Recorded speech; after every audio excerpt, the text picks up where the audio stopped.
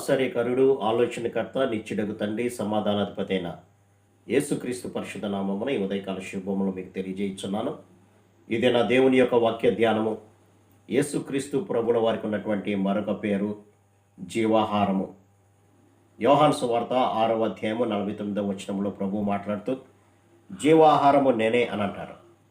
జీవాహారము అనగా జీవింపచేసేటువంటి ఆహారము అని అర్థం. కాబట్టి జీవింపచేసేటువంటి ఆహారాన్ని నేనే అని ప్రభు అంటున్నారు. ఈ లోకంలో శరీర పరంగా జీవిస్తున్నప్పుడు శరీర పోషణ కొరకై మనము ఆహారాన్ని తీసుకుంటూ ఉంటాము.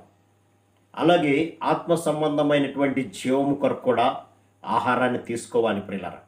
ఆ ఆహారము ఏమిటి అని ఆలోచన చేస్తే ఆహారము ప్రభువే. అందుకని ఇక్కడ మాట్లాడుతూ అంటారు, మీ పితరులు అరణ్యములో మన్నాను తినెనను చనిపోయేరి అని అంటారు.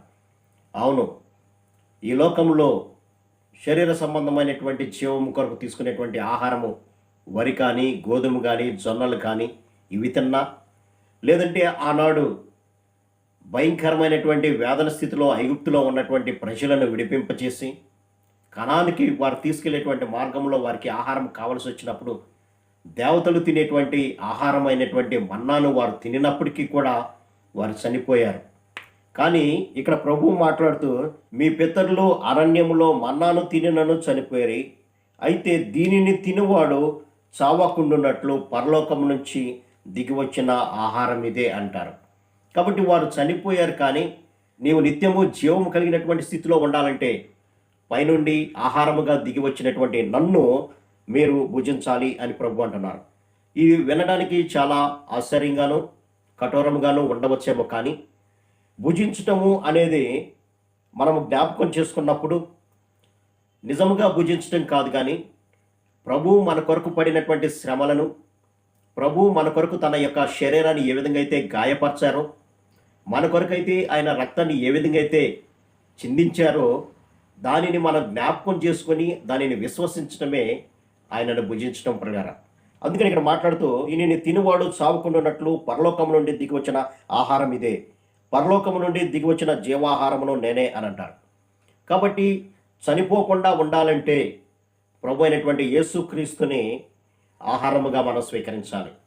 ఆహారముగా స్వీకరించడం అంటే అర్థం ఏంటంటే, ఆయన పడినటువంటి శ్రమలను, మన కొరకు ఆయన చిందించినటువంటి రక్తాన్ని, మన పాప క్షమాపణ నిమిత్తమే కదా ఆయన ఇంత ఘోరమైనటువంటి శిలువ మరణాన్ని పొందారు, ఇన్ని అవమానాలు పొందారు, ఇంతగా తను తాను తగ్గించుకున్నారు అన్నటువంటి విషయాన్ని మనం జ్ఞాపకం చేసుకొని ఆయన మాటల యందు విశ్వాసం ఉంచటమే ఆయనను ఆహారంగా తీసుకోవటం ప్రకారం. అయితే ఈ లోకపరమైనటువంటి ఆహారము మనల్ని మరణించేటట్టు చేస్తుందేమో, కానీ ప్రభు అంటున్నటువంటి మాట, ఎవడైనాను ఈ ఆహారము భుజించితే వాడు ఎల్లప్పుడూ కూడా జీవించును. అవును, క్రీస్తు రక్తము మనలను పరిశుద్ధపరిచి దేవునితో మళ్ళీ సహవాసం చేసేటట్లుగా చేస్తుంది. అయితే ఈ మాటను విశ్వసించిన వాడు శరీర సంబంధంగా అయితే మరణించవచ్చేమో, కానీ ఆత్మరూపముగా మరణించడు ప్రియులారా. అందుకనే 5వ అధ్యాయంలో కూడా మనం గమనిస్తే 24వ వచనంలో, నా మాట విని నన్ను పంపిన వాని యందు విశ్వాసం ఉంచువాడు నిత్య జీవము గలవాడు అని అంటాడు. కాబట్టి క్రీస్తుని విశ్వసించడం ద్వారా, అనగా ఆయనను భుజించడం ద్వారా ఎవరైతే ఉంటారో వారందరికీ కూడా జీవించేటువంటి అధికారము ప్రభు ఇచ్చాడు ప్రియులారా. ఎవరికి ఇచ్చారు అని అంటే, నేను ఇచ్చు ఆహారము లోకమునకు జీవము కొరకైనటువంటి నా శరీరమే అంటారు. అంటే సమస్త మానవాళి, కుల, మత, వర్ణము, వర్గముతో భేదము లేకుండా, ధనవంతులు, పేదవారు అనేటువంటి తేడా అనేది లేకుండా ఎవరైతే క్రీస్తుని తమ సొంత రక్షకులుగా అంగీకరిస్తారో, ఎవరైతే వారి యొక్క ప్రతి అవిధేయత, పాపపు స్థితిని ప్రభు సన్నిధిలో ఒప్పుకొని ఆయనను రక్షకుడిగా అంగీకరిస్తారో, ఆయన శిలువ శ్రమలను జ్ఞాపకం చేసుకొని ఉంటారో వారందరికీ కూడా జీవాన్ని ఇస్తానని ప్రభు వాగ్దానం చేస్తున్నాడు.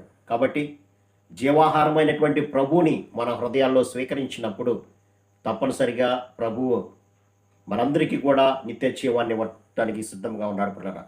కాబట్టి జీవింపచేసేటువంటి ఆహారముగా ఈ లోకానికి వచ్చినటువంటి యేసుక్రీస్తుని మన రక్షకుడిగా అంగీకరిద్దాం.